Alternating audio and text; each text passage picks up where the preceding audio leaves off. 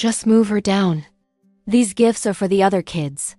My mother-in-law whispered loudly at the holiday party. My daughter froze beside the table. I stood up. That's when she reached into her coat pocket.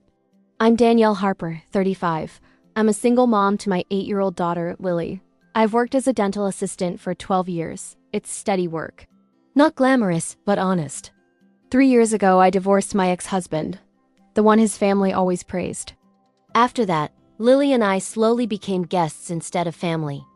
I kept showing up because I wanted her to know her grandparents. I told myself peace was worth swallowing my pride. I drive an old sedan that rattles in winter. We rent a small townhouse near the clinic. I budget carefully. I pack lunches. I show up. They see that as small. I wasn't rich or glamorous, but I had something they didn't expect.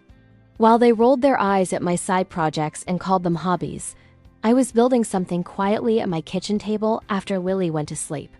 If your family ever made your kid feel second place, subscribe. Tell me in the comments what that felt like. Click hype for every overlooked child. I promise you this story gets honest. The Christmas party was at my former mother-in-law's big brick house. The living room smelled like cinnamon candles and roasted ham. Wrapping paper covered 2 long tables. Each section had a name written in gold marker. Ethan, Claire, Mason. I scanned the cards once. Then again. Lily squeezed my hand. Mom, where's mine? I forced a smile and walked to my sister-in-law. Did we miss a table? She shrugged. We didn't think she'd come this year. My mother-in-law stepped in. We had to prioritize. Money's tight. Money's tight. The words echoed while I stared at piles of shiny boxes for the other kids. An aunt leaned toward another guest and whispered, "She's not really part of this side anymore." Lily heard. I saw it in her face.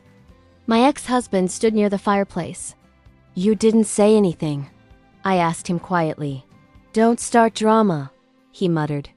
The sound of tearing paper filled the room as cousins opened gifts.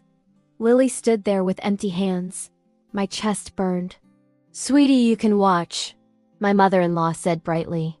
"Clap for your cousins. Watch. Clap. Shrink." I knelt beside Lily. "You okay?" She nodded once, then walked to her small backpack by the door. The room grew louder, but I felt like I was underwater. She pulled out a sealed envelope and walked straight to her grandmother. "Grandma," she said clearly, "this is for you." Dinner didn't get better. We sat at a long table under bright lights. My mother-in-law tapped her glass. "I just want to say how proud I am of Ethan's science trophy and Claire's piano recital. Some kids just shine brighter." She looked down the table at Lily for half a second, then away. Lily whispered, "Mom, can I tell them about my reading award?" "Of course," I said gently. She started to speak, but my sister-in-law cut in. "Oh, that's nice, honey. That's nice." Then she changed the subject. Later, the photographer gathered everyone by the tree. "All the grandkids here," he called. We stepped forward. "Just bloodline only," my sister-in-law told him quietly. Lily froze. "Mom, am I not blood?" I swallowed hard. "You are mine." "That's enough." We stepped aside while the others smiled for the camera. The click of the shutter felt sharp in my ears. 2 weeks later, my ex emailed me. "I need to reduce child support. Things are tight." Tight again. That same week, I saw photos online of him in Florida with his new wife and her kids. Beach. Hotel. Smiles. I stared at the screen. So, it wasn't just emotional favoritism, it was financial too. At Lily's school fair, she set up a small booth to sell handmade bookmarks. My sister-in-law stopped by and laughed softly. "Cute little lemonade dream." Lily's smile faded. That night, I opened my laptop.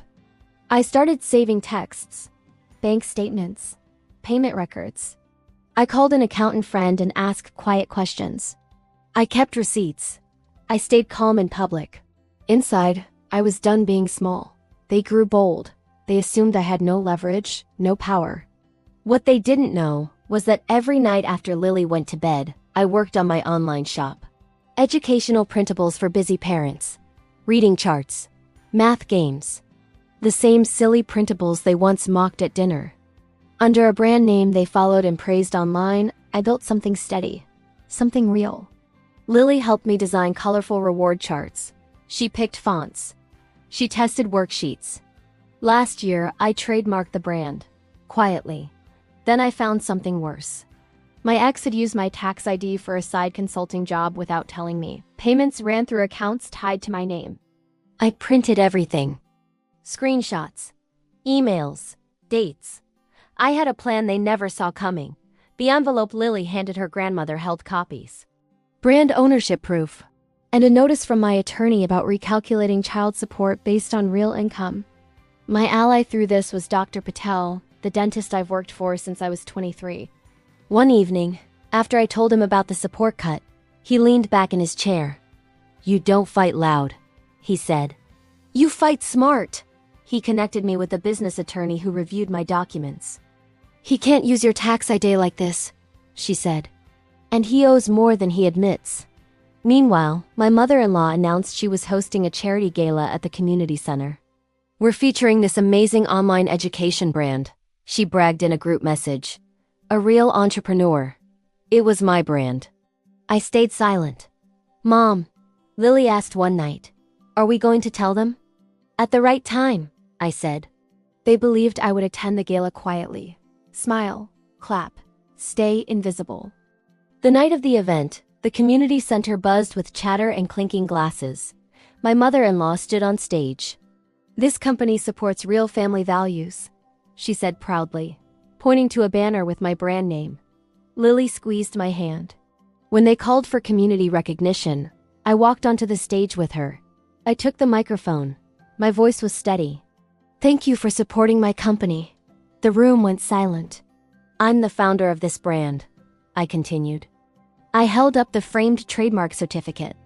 The logo shone under the lights. Gasps moved through the crowd. My ex-husband stood up halfway. "This is private," he said. "So was skipping my daughter," I replied calmly. I explained the tax ID misuse. The unpaid revenue. The recalculated support. My attorney stood from the audience. "Legal action has been filed," she confirmed. The charity board members exchanged looks. Lily walked to her grandmother and handed her the envelope again. "You forgot me at the table," she said softly. We didn't forget ourselves. No one clapped. No one laughed. The power in the room shifted without a single shout. In the months after, the court finalized the new child support amount. He repaid what he owed. My tax records were corrected. My mother-in-law stopped hosting big gatherings. Invitations grew smaller. I rebranded the business under my own name. Danielle Harper Education.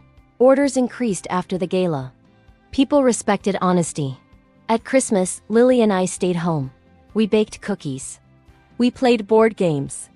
We built our own table and filled it with small, thoughtful gifts. She looked at me that night and said, "Mom, I'm proud of you." They skipped her seat at the table, I often think. So we built our own. If your child was ever treated like they didn't belong, you know how deep that cuts. Share your story below. Subscribe and stand with parents protecting their kids. Click hype to help this story reach others who need it. Your story has power. If you felt a connection to mine, please subscribe and share your journey in the comments. Every hype you give this video helps empower someone else. Thank you for being here and for listening.